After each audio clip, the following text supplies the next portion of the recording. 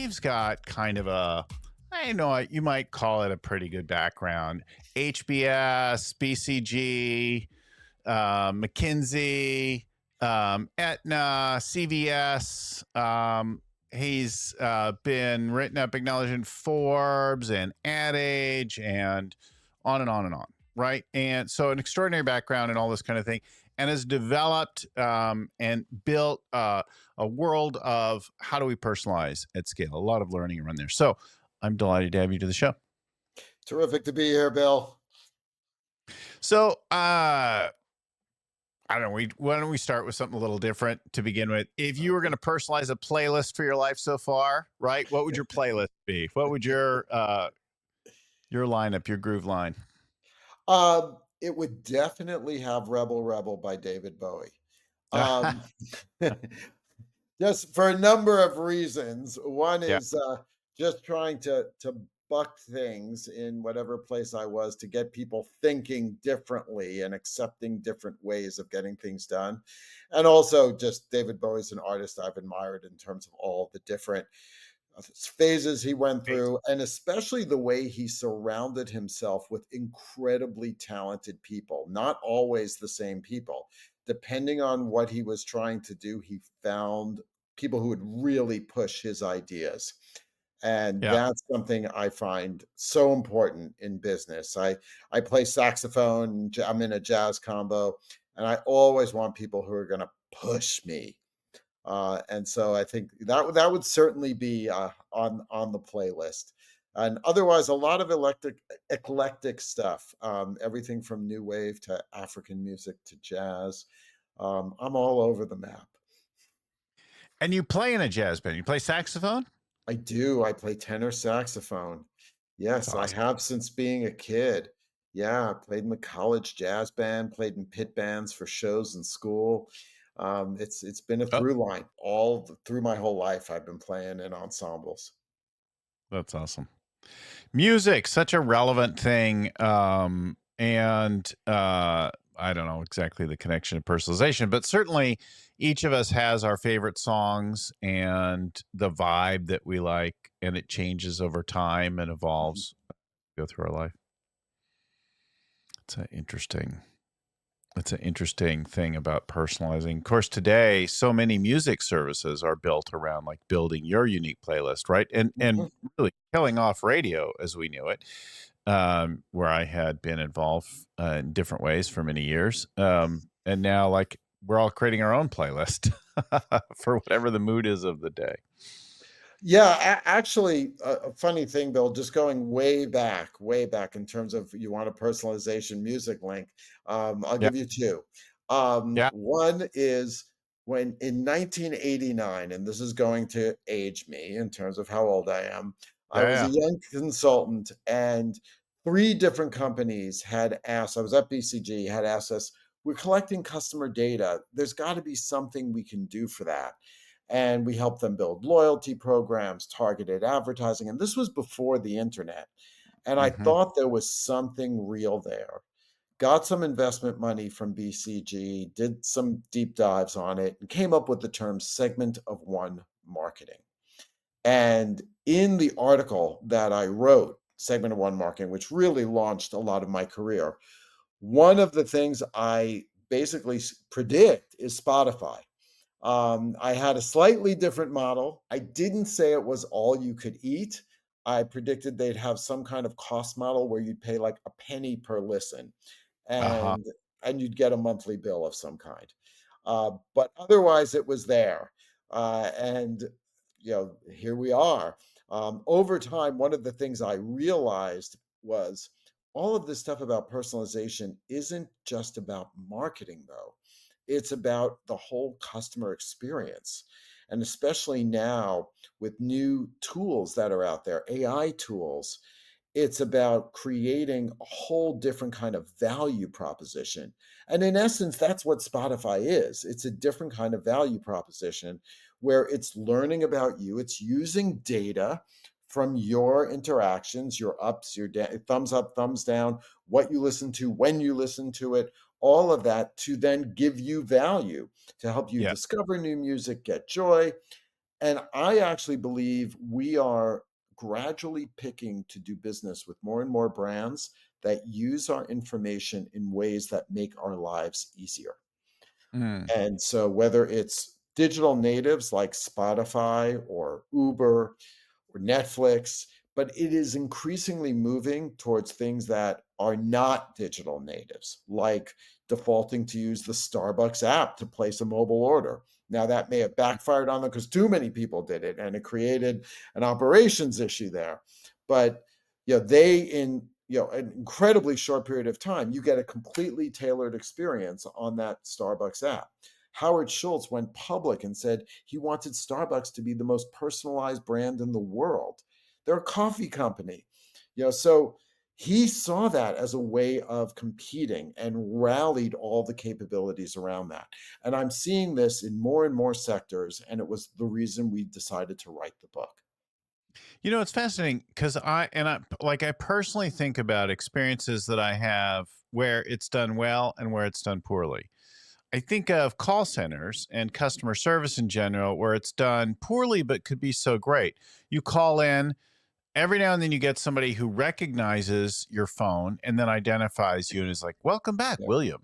Thank you. Are you calling about your flight today to XYZ?" I'm like, "Yo, this is great." Right. But then other times it's like, "Okay, enter your phone number." And then you get a person on the phone and they're like, "Okay, tell me what's your account number again." And they want to go through the whole, I'm like, come on, transfer the information. You know who I am by now. Your system should be smart enough to do that.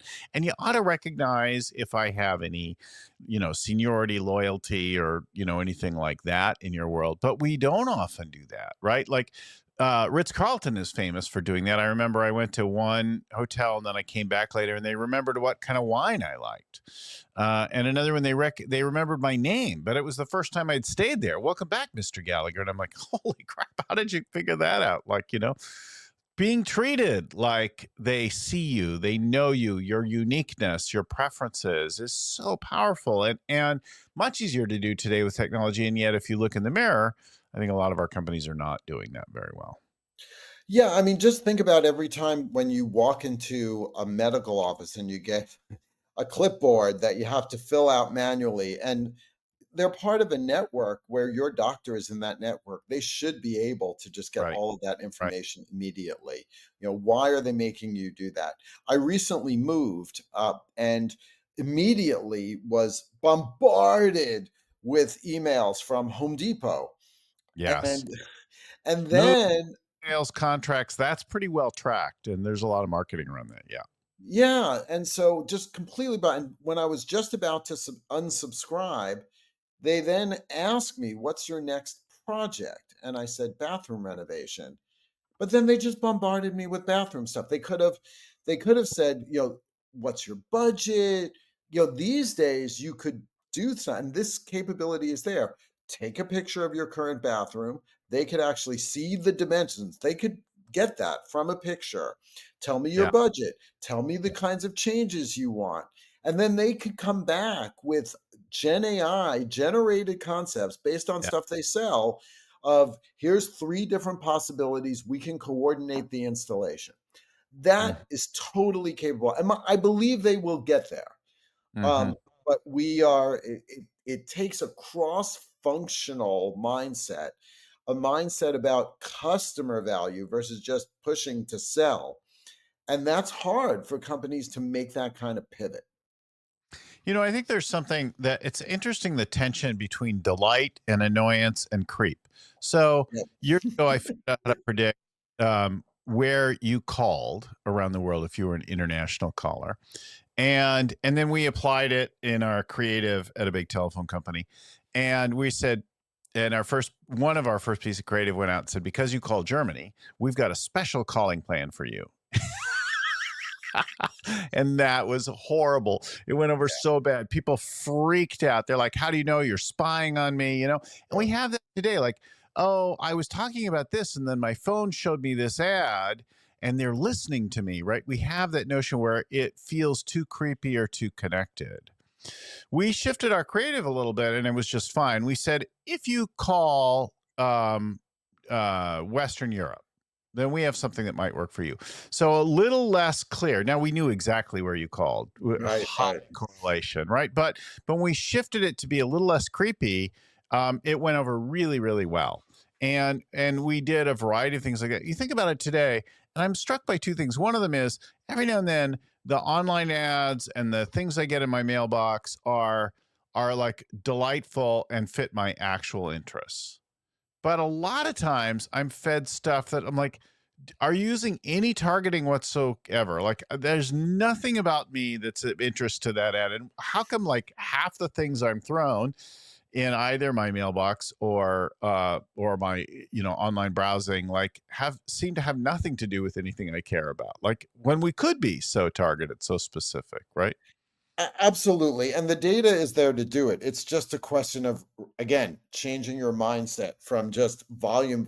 And this is a danger now with AI tools, Yeah, because with the new generative AI tools, you can find, you can predict who you think are going to be everybody who's possibly eligible. And a very simple way is just finding all new movers. And then you yeah, can generate using new tools, Jasper, other tools. You can generate all the content you want. You can even create variations off a theme and just bombard people. And this is a real risk. And I've actually seen the danger of this. When I came in, when I was chief marketing officer at Aetna, I what became an Aetna health insurance member as well. So I was a customer as well as chief marketing officer. yeah, And I was starting to get bombarded by my own team, all the stuff that was coming out from a marketing perspective. And I started wondering, who's coordinating this? Where is this all coming from? And I right. actually asked for an analysis. Let's look at how often we're hitting people and what their open rate is, and then what's their actual actions taken. And it was very clear that there was a curve where at more than 4 touches a month, people just tuned out. You were spam. Yeah, And that was dangerous when it's yeah, something like health insurance. So it's less is more, especially smarter, less is more. That's more tailored to you. But there is an operations and a mindset that has to come about in order to make that happen. And most companies have the tools to do that. They may have, a Salesforce, HubSpot, Klaviyo, all these tools. They are perfectly capable of doing these things. It's really just a question of deliberately testing less and actually seeing what the impact is versus trying to hit your target by bombarding more.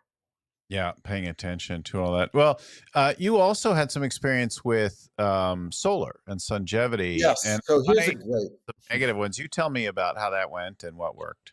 Yeah, so this was an amazing experience, and it's frankly was the catalyst for saying we got to write a book on this, on Hmm. personalization and where it's going. Hmm. So this was just before COVID. The town I was living in then, Lexington, Massachusetts, offered an incentive for people to get solar panels. You can get a property tax credit.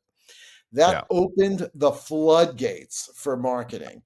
yeah, Everybody trying to pitch you 40% off this, 25%. It was really hard to understand because they were all talking about different things. Solar panels are actually not that simple. There's the cost of the panels, the installation, what happens if you generate too much energy and you want to sell it back, tax incentives. Anyway, one piece of mail, physical mail came through, said, "We've done the math on your house at this address, Edelman family." And there is a personalized URL in this envelope that'll mm, tell you how you can save over 20% per year on your annual energy bill with Sungevity. So open the envelope, type in the URL, and I immediately see a Google Earth image of the roof of my house with solar panels superimposed on it. Down the right side is a calculation of how much energy that number of panels is going to generate, given the longitude and latitude of my home and the north south orientation of my roof. right. So then they go to Zillow, get the square footage of my house, and use that to estimate how much energy I use over the course of a year. So they Hmm. have the numerator from the solar panels, the denominator from Zillow comes to 21.3%. Hmm. And that impressed me, right? That is personalized. That's all information that I don't Relevant, feel really is actionable. creepy. Yeah. Yeah. But then it goes a couple of steps further. Click here to learn more. I'm immediately put into a video conference with a sales guy who sees that I'm Mr. Edelman, has all the information, boom, right there. Transferred because I was on that URL, goes right to him. He greets me and immediately starts going through the different leasing or buying options on the screen, making Mhm, it super simple and giving me the email addresses of two of my neighbors who have worked with them. mhm, So it made sense economically, got great reviews from the neighbors. We did it. And I mhm, didn't even look at a competitor because mhm. the experience was so simple and the math made sense. And It then was from see that point on, everything was managed through an app. So scheduled the installation, tracked how much energy. When a squirrel ate through one of the wires, I got a notification, and then we scheduled for them to come out and fix it. And 1 year, we didn't save 20%, and I got a check. like a So uh-huh. so it was a powerful personalized experience. Really interesting. Yeah, not enough of that in most of our marketing experiences, and you think of that as being a very like we'd all love to be taken care of smartly, efficiently, not with some person who seems to not be able to remember who we were from one call to the next and weird Yeah, handoff. Yeah, it was totally seamless, and that's what made me realize this is becoming a way to compete. So at yeah, the top yeah. level of the company, you have to commit to this. There's a lot of different pieces that have to come together. So I actually tracked down the chief marketing officer of Sungevity and talked to her and found out, how'd you get to this and all. And, it didn't happen overnight. It took them about 18 months of test and learn, different ways of what the envelope should be, how to generate, how to render it, how the interaction with the reps should be, constantly testing and learning. But that they had that philosophy that they knew they had to differentiate themselves because solar panels are a commodity Mhm, and they needed to distinguish themselves because the experience could actually be complicated. mhm. For sure can. Having shopped for some solar for our house and been like really frustrated with all the different things I was being told and how they don't tie together and they're not very comparable. And yeah, really, really interesting in that world. So why don't you contrast Cisco and Cisco, two different companies, uh, similar sounding names, but in very different lines of business? Yeah, so they're totally different stories. So let me Yeah. first talk about Cisco, the food delivery company. Similar to Starbucks, they have an app for ordering. Yes. And when a purchasing manager in a restaurant opens that app, in 300 milliseconds, that app knows who they are, the restaurant location, their menu, their price points, what they tend to consume at what rate, whether they tend to buy in bulk or on spot. And then Hmm. it also knows in the local warehouse what they have available. And because it's food, there's stuff they want to move. So Yeah. they may give you an incentive, a new idea for something on your menu with a discount for something they want to move. And all of that makes it so easy and personalized. So we've interviewed a number of the customers who use this app, and they say it's just totally changed the way they buy. It's made them feel like they are being more efficient. They're discovering actually new menu items. And Hmm. it's a totally different kind of relationship than if they had to, from scratch, constantly figure out what to order. So that's Hmm. a powerful experience that brings together a lot of capabilities. They're empowering the buyer, they know the buyer can reach them just through the app, and then they are providing incentives through that interactive experience. They are showing a personalized interface to that buyer because of the highlights of what's relevant for them. And they're Yeah. delighting them because as it learns more about the buyer, it gets better and better. Yeah. And You know, so, go ahead.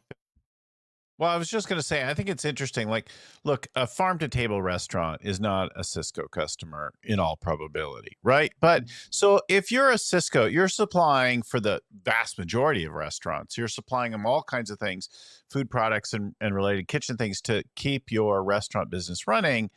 Let's be smart about it. Let's bring technology to bear on it, right? Um, it's not the other. So know your world and then like make the best of that. Yeah, and so there's simple predictive model tools. Think about the data that you're getting when somebody orders from you. You can capture that and use that. And there's tools to help you predict when they might want to reorder and what you would promote to them. So a totally different example is the other Cisco, the technology company. Yes. So they have over 100 products. And if you're a salesperson at Cisco, you are overwhelmed because there's so many products and you've got a large number of customers. How do you know what to talk to whom about? Most of what you ended up doing was taking the latest product announcement, sending it to customers, and hoping that interests somebody. Yeah. But the vast majority of customers are not going to be interested in some specific product announcement. And so it was harder for them to get sales calls. Mhm. So what they did was step back and they brought together marketing and sales under one leader, actually. So her name was Jerry Elliott, and we had great discussion with her.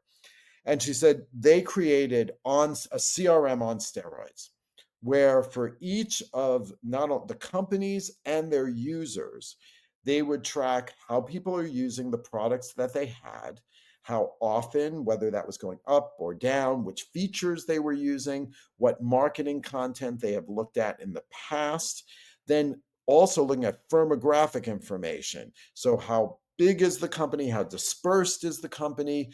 They used outside information to see, does this company, is it having financial problems? Is it involved in acquisition? Is it expanding into new geographies? And through all of that, they created on a single pane of glass for the salesperson their hit list for the week. Who should Mm, they call, with mm, what, and why? mhm, Why? That's really important. And mhm. so, from the customer's perspective, it's personalized because they are getting much more relevant contacts from the salespeople, things they do want to talk about. And so, the interaction rate of the reps with customers went up, cross sell rate went up, and basically more and more and more of the reps were adopting the system. So it was a total home run. And so there's a good example from a B2B perspective. Actually, both of them are B2B, of where you've got a channel in the middle and you're empowering the channel to give a personalized experience to the end customer. Yeah, I love that. I love combining all those things together to create a personalized, especially as your company gets bigger and bigger, right? If you have a corner store, and my son has a tea shop up the street he loves to go to. They know him, he knows them, they know about his family, and so on. Like, but now let's have 1,000 stores. Let's be Starbucks or something like that. How do we create that in a meaningful way? How do you turn? I mean, Cisco, either Cisco, are both very big companies with huge customer lists, but and you might think your local rep would be good, but they're all both handling like 100 customers Mhm. in both And cases. many products. And how do Right. you stay abreast of all of that? Yeah. The airlines fly. I fly a scary amount, and every week on average, at least one other city, often two. And uh, you know, but I'm like hundreds of thousands, maybe millions of other flyers out there. But because I'm like my name's on the thing and welcome and board first because you fly so much. And then the other day I was flying somewhere and the flight attendant came over and handed me a little card in an envelope. And I opened it up. There was a handwritten note. Welcome, Mr. Gallagher. Thank you for being and thank you for crossing this milestone and whatever.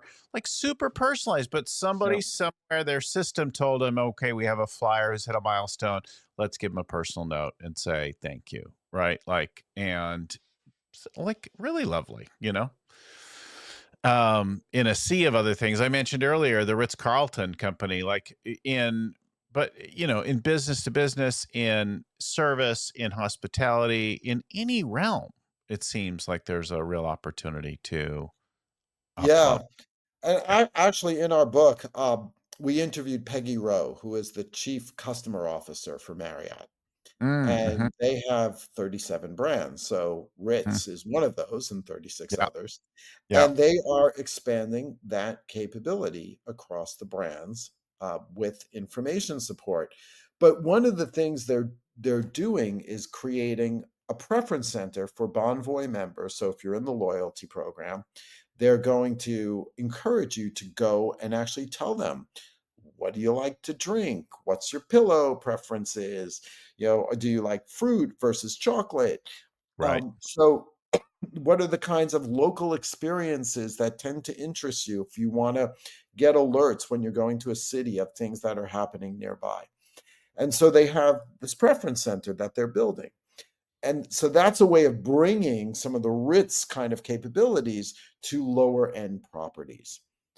And I they see that as just critical, and it's even gonna go further because soon you'll have a chatbot on the Marriott Bonvoy app where you can just tell them, "I wanna go to Spain with my family for 10 days. I've got 2 teenage kids.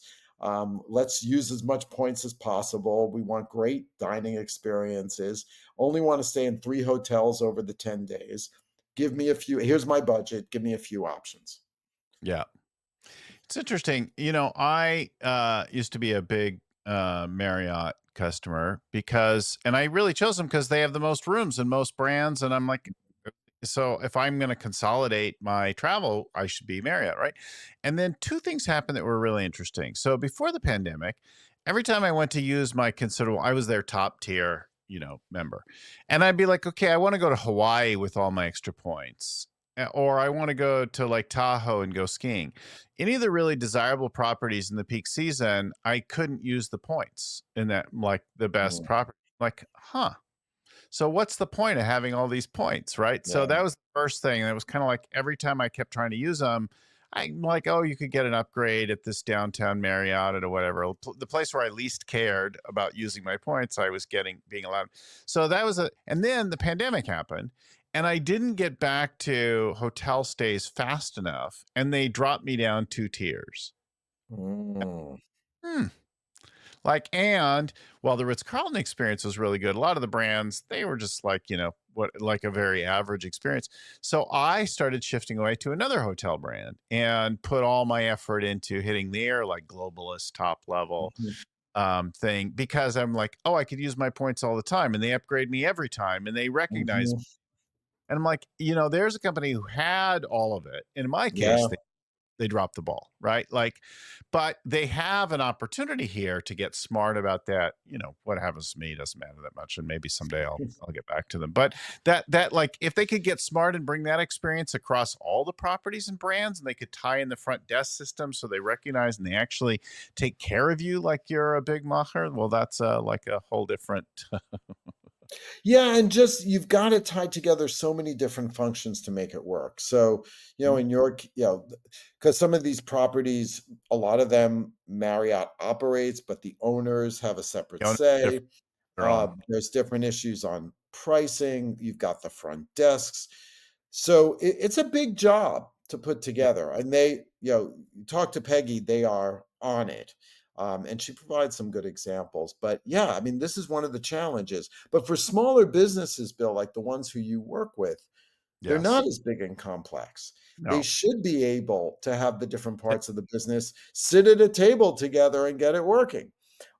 So this kind of focus on the customer and using information to make that experience happen should actually be easier. Well, at the core level, right? At the smallest company, think about when you visit someone's business, look around. Do they have a favorite sports team? Do they have pictures of their family? Do they have pictures of pet? Like what are the clues in their world? And then when you bring that back and start to scale that up, are you building and institutionalizing that information so that you're using it as you go from a handful of customers to thousands of customers, right? Like at the smaller company level, that's the progression. Now, our clients, of course, start from as little as solopreneurs, not that many, but a few, and then up to many thousands of employees.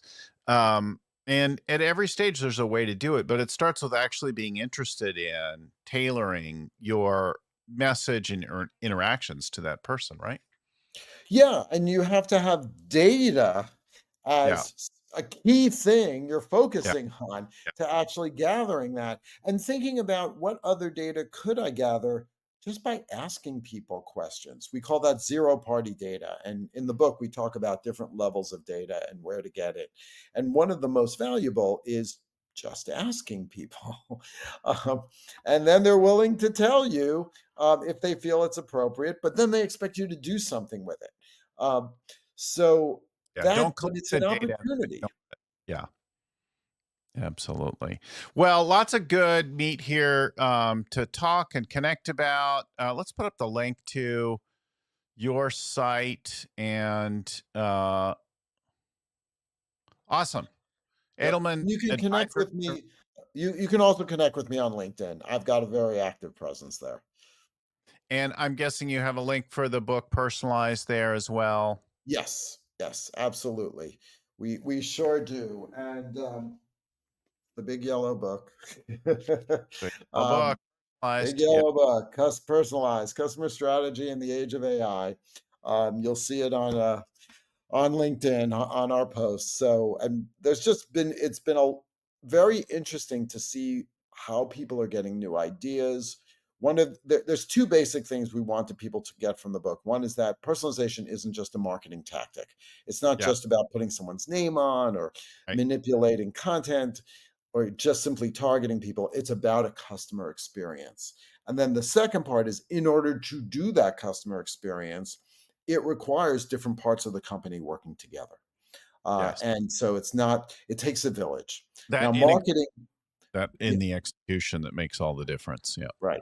Marketing may be the catalyst and the quarterback to coordinate and drive it, but you often have to work with service operations, delivery, sales, digital capabilities, even the chief financial officer, chief legal officer.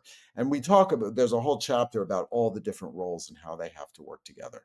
And so we're getting good feedback that as people read it and think about it, they are recognizing the multilateral nature of what it takes to get this done. And that's been one of the valuable things I've been hearing. It's interesting. So we lead in on the marketing side, the first touch point, the from awareness to the interaction of whatever the sales cycle is like, and then you've got the actual delivery. And if you're really smart up front, but you don't make the experience complete on the back end, you completely miss the opportunity to create a holistic experience of a personalized connection with your company.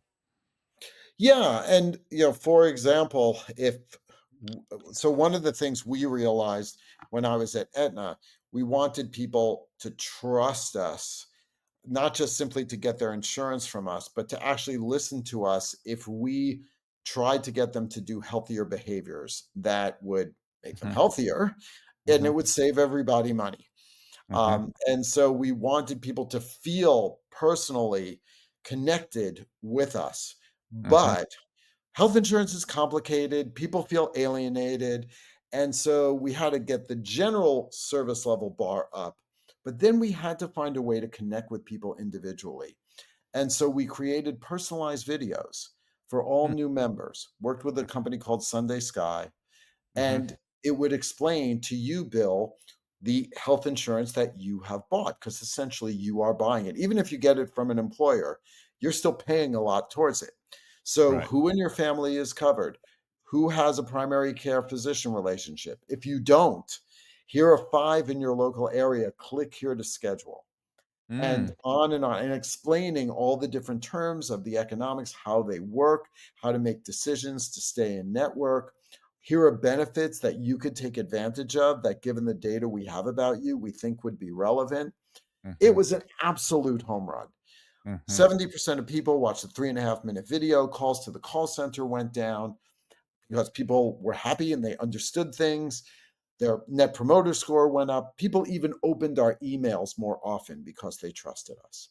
So that kind of thing, that capability, by the way, is incredibly inexpensive. There are so many tools out there, and Sunday Sky itself is being used by a lot of small businesses.